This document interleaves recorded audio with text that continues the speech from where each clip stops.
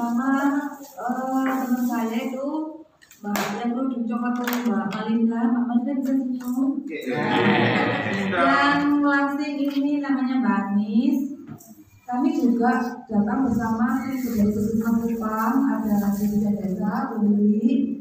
Bahkan dari Pak Juni benar maksudnya barangkali nanti kalau ketemu di jalan ya jangan lupa untuk buku apa dan belajar. Sudah hafal Oh sudah hafal. Pak Warto ini penguasanya kejiwaan.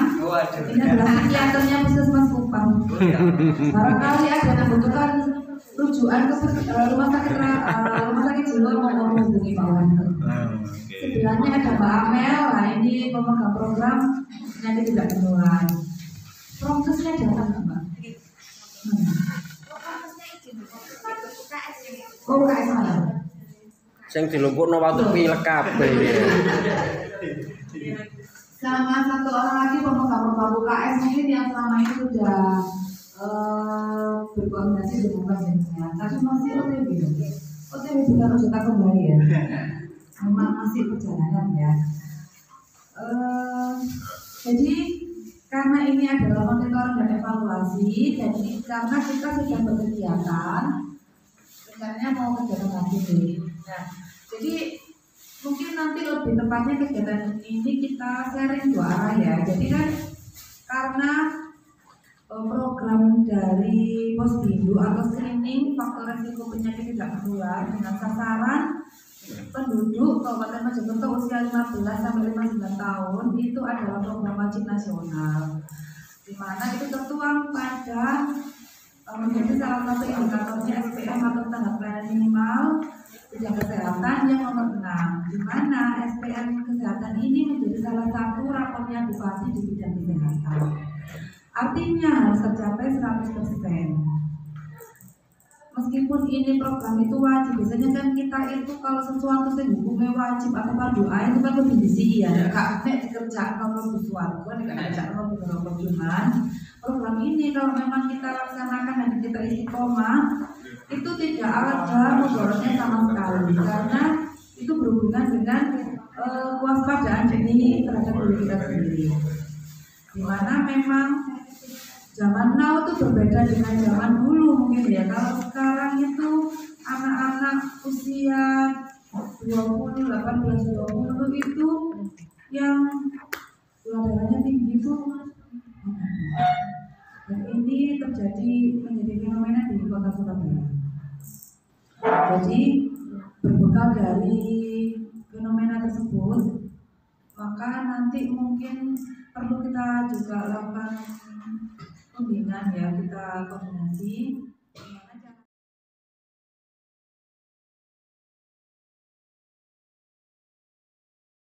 yang lebih kuat adalah yang nomor 2 tempat pendidikan sehingga tidak boleh ada aktivitas merokok. Kalau kayak di kecamatan, di terminal, di tempat-tempat umum yang lain itu harus disediakan zona merokok. Zona merokok ini tidak harus dibangunkan bangunannya wabrik, terus butuh anggaran besar nggak usah, hanya perlu kesepakatan aja. Misalnya kesepakatan tempat merokoknya di parkiran sepeda, kan biasanya di pojokan. Ya sudah, ditulis aja nanti di situ, di print, dilaminate, tidak kena panas dan hujan. Ya kalau mau merokok ya di situ, tak apa-apa kalau di kecamatan, tapi kalau di sekolah nggak boleh. Tapi sebulannya kan sawah ya, bisa keluar dulu kayak bobolan. Jadi itu karena KPR ini atau kawasan tanpa rokok menjadi salah satu indikator dari Kabupaten Sehat, di mana hari Senin kemarin Kabupaten Mojokerto sudah mengikuti penilaian secara nasional untuk menjadi Kabupaten Sehat. Apabila panjenengan menemukan siswa yang namanya siswa itu nggak mesti, kadang-kadang suka orang semuri, bapak dulu kalian udah balas semuri merokok, kok dia nggak tahu keturunan siapa, karena siapa merokok. Maka di Puskesmas sekarang juga sudah mulai mengembangkan poli layanan yang namanya upaya dari rokok. Jadi karena kan kita menyelamatkan generasi kita di mana merokok adalah itu masuk dari nafsa. Maksudnya dari narkoba itu berawal dari jadi sebagai program saya membuat kewajiban untuk menyampaikan berarti kita selesaikan secara medis ya, tidak akan ada publish ke media karena sekarang media itu juga ini ya serem-serem gimana gitu, mungkin kesehatan juga sering jadi headline ya. Bagaimana kami bermotivasi, khususnya itu bagaimana kami juga punya landasan kuat menggerakkan itu karyawan anak-anak itu saya. Karena aku boleh materi ini suka Apa kan nanti kalau yang mana terus sudah diwakili sama karena paling senior dibanding tadi ya. Oke, langsung saya tanggapi ya. Nanti mungkin bisa ditambahkan dari Puskesmas. Untuk yang pertama tentang senam nih. Senam itu kan sudah mulai dijalankan Jumat besok. Rencananya tiap Jumat. Akhir tahun, akhir bulan. Jumat terakhir di tiap bulan. Ya. Nah, Jumat jadi sebenarnya kita setelah duduk 4 jam itu direkomendasikan. Nah, kalau sasarannya orang dewasa kita nggak bisa mau diwajibkan, so, pasti diwajibkan aku, aku nanti aku, aku ya, karena bisa. Jadi bahasanya pasti direkomendasikan untuk melakukan peregangan selama 3 menit aja cukup, 3 sampai 5 menit. Senam peregangan itu, anak-anak itu bunda di YouTube buahnya aja. Jangan klik pencarian di YouTube peregangan opo lagunya sopo Happy Asmara, lagunya Alan Walker ada. Jadi durasinya hanya sekitar 3 menit. Kita di dinas kesehatan sudah jalan 2 bulan, sekitar 2 bulan. Jadi tiap pagi setelah apel pagi itu kita peregangan. Peregangannya supaya merata dan tidak boring itu digilir. Jadi kalau kita ada 4 bidang, 1 sekretaris, jadi apel tiap hari itu gantian gitu loh. Yang mimpin apel ya dia yang mimpin senam peregangan. Ada backsoundnya Bu, cek kok. Nah, peregangan itu kan gerakannya sebenarnya itu aja kan. Senam peregangan sejak kita tahun-tahun 90-an kan yang geleng-geleng gini, mandu-mandu, terus gini-gini kan sama. Tapi kalau dengan musik kan jadi berbeda rasanya. Itu pakaiannya ya, cuma yang memang ada kerjaan ya. Sebenarnya kalau kita istiqomah itu ya api, cuma kadang-kadang pas repot itu. Jadi waktu itu Bu Muji juga bilang, Mbak sama mau dimana dulu wes, kok gampang kayak itu. Karena memang beda lah ya, menurut Bu Muji sama yang dulu kabinnya saya yo. Maksudnya kalau saya kan takutnya sama kabin saya, kalau tidak kan takutnya sama Bu Muji, kan gitu. Kita nanti juga ada sama-sama di forum kabupaten ya. Maksudnya saya juga sudah mencari irisan-irisan itu di tingkat kabupatennya. Karena memang nggak tahu ya Pak ya, apakah ini juga kabupaten cukup aja atau di tempat yang lain. Karena memang ya seringnya kayak gitu. Sebenarnya programnya itu mirip-mirip atau mungkin sama, tapi kemasannya berbeda.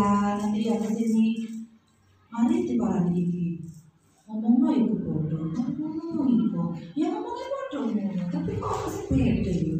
Seksi tuh hanya seksi, disebut setuju. Nah itu ya, begitu. Memang kita upayakan memang di tingkat kabupaten kita menjalin kerjasama sehingga nanti turunannya di sekolah. Cuma saya agak repot itu pendidikan itu dinas itu membawai SD dan SMP. Kalau SMA beda lagi yang di situ yang ada cabang dinasnya berikutnya Sungai Berantas itu. Nanti kalau MI, MT, SMA beda lagi. Tapi ya sama Kemenang. Tapi menurut evaluasi kami lebih apa ya, responnya lebih cepat kalau sama dinas pendidikan daripada yang Kemenang. Tepuk tangan dulu dong. Saya nggak tahu apakah karena Kemenang itu instansi vertikal ya. Jadi instansi vertikal bukan sih kayak kejaksaan, Kemenang, kepolisian, ya. Iya, itu kan mereka kan instansi vertikal ya, sehingga kayak belum berhenti ya itu. Kalau dinas pendidikan setidaknya kepala dinas pendidikan dan kepala dinas kesehatan kan di bawahnya bupati, kan sama kan, punya jabatan. Tidak menutup kemungkinan kepala dinas pendidikan dimutasi di kesehatan itu pernah terjadi ya. Setahun sebelum beliau purna. Itu bisa aja ya kayak gitu, sehingga memang pasti lebih responnya lebih bagus. Misalnya nggak bagus kan ketika hearing DPR atau kan bisa saling curhat ya, itu loh pendidikan loh. Coba sama pernah bapak bisa pendidikan nggak kan? Jadi semoga memang kita kan sama-sama platnya merahnya sama. Kalau pemenang kayaknya merah nggak setengah hijau ya. Jadi itu kayak pas Bindu itu sarapan pagi. Saya melihat beberapa anak itu memang tidak pernah sarapan. 1 minggu, 2 minggu karena memang jurnal itu ya isinya macam-macam, termasuk salah satu itu sarapan. Saya kaget, ya Allah, anak kamu ternyata nggak pernah sarapan. Nah ini kan juga sebenarnya berpengaruh. Ini kan satu case di kelas saya, mungkin di kelas yang lain dengan beragam macam model latar belakang anak-anak dengan sekarang seperti mungkin sarapan itu mereka tidak sempat atau seperti apa. Saya tanya apakah tidak disiapkan dan sebagainya. Itu mungkin jadi apa ya, bahan untuk kita kadang menuntut anak-anak harus berpikir maksimal, tapi ternyata yang mendukung untuk mereka berpikir maksimal ternyata bahan bakarnya kurang seperti itu. Terus tadi menyambung terkait yang disampaikan oleh Pak Setia itu, ya miris saya melihat jajanan anak-anak sekarang itu gitu. Mie itu menjadi sangat favorit di sekolah kami, mungkin di sekolah lain juga. Apalagi dengan lebih miris lagi ketika cara masaknya atau tempat alat masaknya itu tidak support untuk kesehatan. Jadi beras plastik dikasih air panas. Nah ini mungkin nggak sehari 2 hari, 1 bulan 2 bulan, ini mungkin nanti mereka generasi yang akan memimpin kita di masa yang akan datang. Kalau sampai sakit-sakitan terus bagaimana? Barangkali mungkin itu tadi Pak Setia mungkin butuh dasar barangkali ada anak-anak ini apa anak-anak harus bawa berat ini sendiri atau bagaimana gitu ya, mereka kita jaga memang. Jadi kita maksimal memang bisa pembelajarannya iya dan kesehatan itu. Ini ya. ini sesinya puskesmas ini kayaknya. Monggo timnya Mbak Amel, Pak Warto, Mbak Ririn ya, UKS. Terima kasih sebelumnya. Saya akan mencoba. Saya pemegang program UKS dulu dari Puskesmas terkait Jajanan sehat. Ya. Kalau untuk itu untuk bahasa bikinnya memang nggak ada secara khusus, itu nggak ada, cuma kita kan promosi kesehatannya, jadi cuma secara melalui pengumuman gitu. Kemudian itu ada satu kantin percontohan itu di SMP Negeri Suko. SMP itu memang dilakukan dengan sekali untuk pemeriksaan darah itu lebih akuratnya deh. Untuk cek kolesterol, gula darah, dan akurat lebih dari 13 kali. Untuk kegiatan senam bisa dilakukan banyakkan sehari untuk tiap bulannya. Untuk lab bisa dilakukan 17 kali.